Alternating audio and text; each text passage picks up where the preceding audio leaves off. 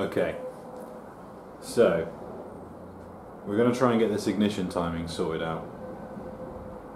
Now, I'm no expert, so if you are and you're watching me fumble my way through this, then my apologies. It's going to be painful viewing, but I'm just learning, okay?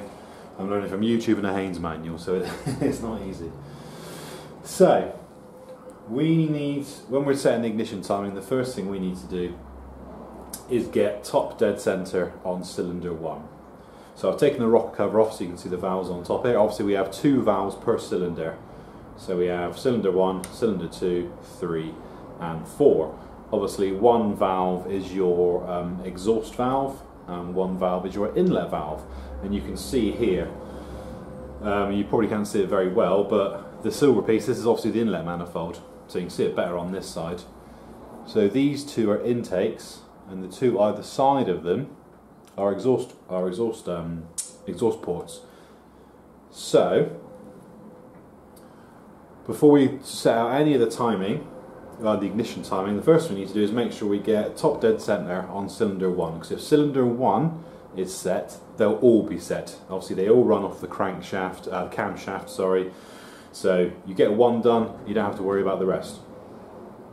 So looking at this one, I know, because I can see here, that the exhaust valve is on this side and the inlet valve is on this side.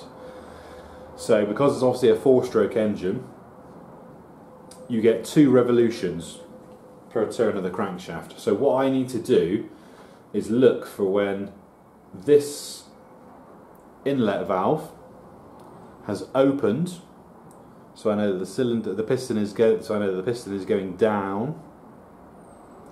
And then as the piston comes back up again and the inlet valve closes, this is when it's on its bang cycle. Okay, so that's what I need to find. So the first thing I'm going to do is I'm going to zoom in a little bit, just so you can see cylinder 1.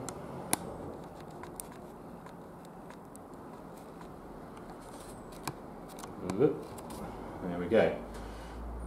So this specifically is the valve I'm looking for. So if I start turning this around, right, okay, we can see this valve is starting to go down. So this means number 1 piston is on its way down. So I'll keep going. That valve now starts to close. So as this piston comes back up and that valve closes, that is when it's on its bang cycle. So that's why I need to time the distributor to. Okay, and with that piston pretty much all the way to the top, we can see the timing mark on the crank pulley there. If I try and zoom in,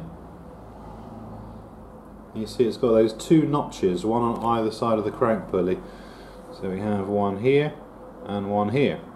And then we have this serrated tooth edge here, which shows us our timing marks.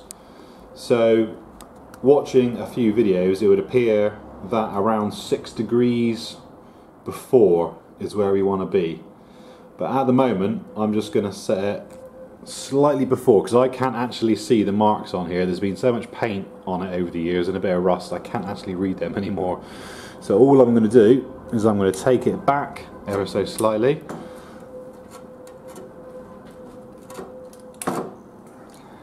Because I want it to be popping just before it hits the top. So we're going to run that back slightly to about there. Okay.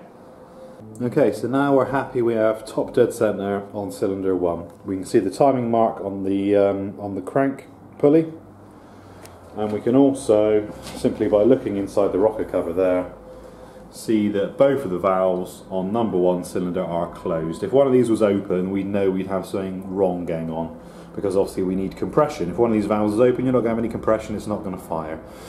So that is now at the top, or pretty much at the top. It's got the air and the fuel in, so this valve was just open, the piston's gone down, it's pulled the air and the fuel in, it's now compressed it back up to the top again. This is when it needs to fire. So we're taking like a single snapshot in time, if you like, of the whole combustion cycle. So once we're happy that's done, we can now move on to the distributor, because this is where the magic happens. This is what decides what fires and when. So, as you know, this is a 4-cylinder engine, so we have 4 plugs there. Those 4 plugs go to your distributor cap here. 4 on the outside, and the middle one, the king lead, goes to your ignition coil. So the ignition coil sends its shock down to the middle into this rotor arm.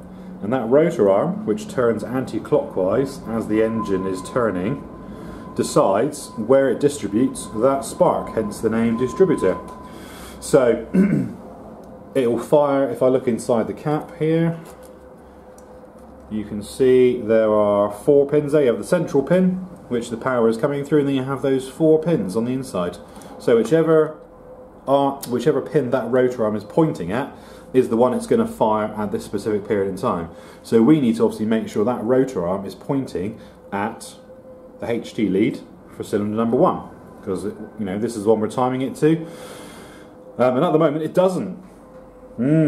So what I'm going to do is I'm just going to set the camera up, pull the HT leads off and then rearrange them in the correct order, so bear with. And then once I've got the HT leads in the right order, we'll talk about the points.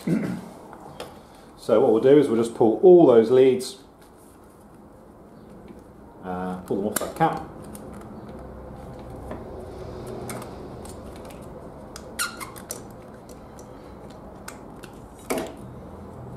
Try not to knock our ignition coil off at the same time.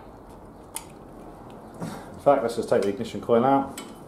So there's our distributor cap. This only goes on one way. Now let me just get my screen so I can see what I'm looking at. This only goes on one way. It's got this little notch here, so you can't have this wrong, if you know what I mean. So it only goes on that way, and as you can see, you can't rotate it. It's clicking into place. So that's the orientation it's going to go back in. So I know, just from memory, that the rotor arm is pointing here. So this needs to be the lead for cylinder 1. So make a mental note of where that is. It's exactly in line with this connection that goes to the coil. So I take that off and make sure the rotor arm is pointing at that as well. Now the rotor arm travels anti-clockwise, so it's going to start here and then it's going to go around this way. So that is about right, because remember, we're timing it just short of top dead center, if you like. We're getting it to the point where it's just, the piston hasn't quite come all the way up yet, and it's going to fire as the piston comes to the top. So this rotor arm is going to travel a bit more in this direction. When I line that up to here, that is bang on. Okay, so that rotor arm is going to touch any second now. It's going to come around, touch here, and then fire my spark through to cylinder number 1. Now, if it isn't, for whatever reason, you can slacken off. If I can show you, there is a bolt, and there's a collar here, which you can slacken off, and that allows you to move the distributor around, so if it's not at the right angle, we can find the right angle. However, that to me seems to be about right. It might not be perfect, but again, I'm learning. So now we're happy with that. So I'll put the HT leads back on in the correct order in a moment, but first of all we're going to look at the points. So see if I can get you in a little bit closer. Okay, so what we'll do is we'll pull the rotor arm off. And these, if you can see these this little connection here, these are your points.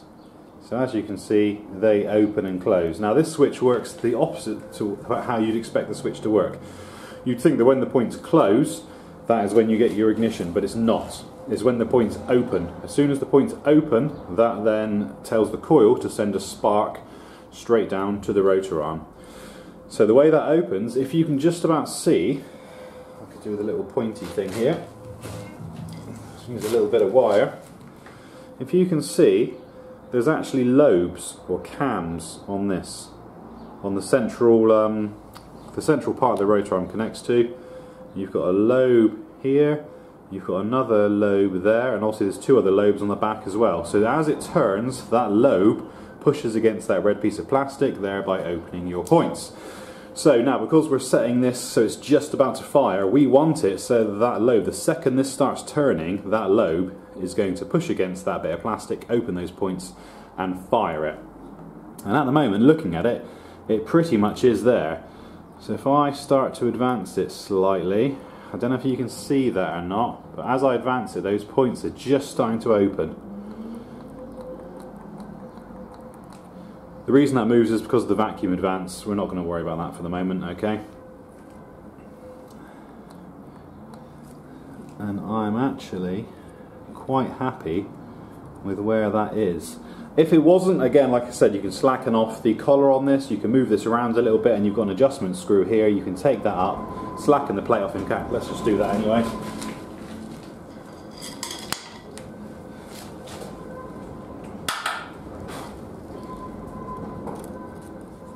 Biggest screwdriver in the world.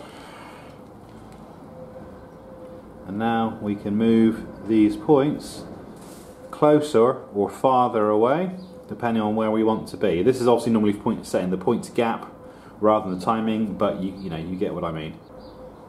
Okay, with the point set in roughly the right place, we can put the rotor arm back on. Is that on all the way? Yes, it is.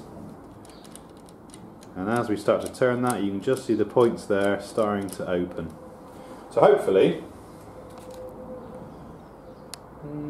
that's all going to be about right. And then obviously as the rotor arm continues around, that same dynamic happens another 3 times. It fires cylinder 1.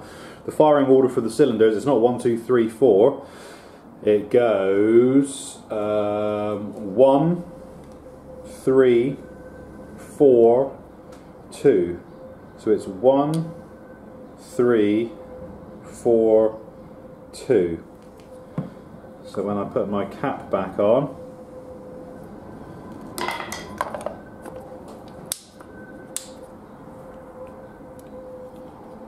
we want 1,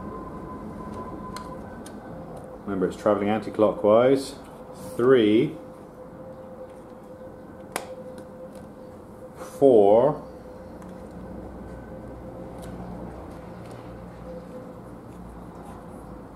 and 2.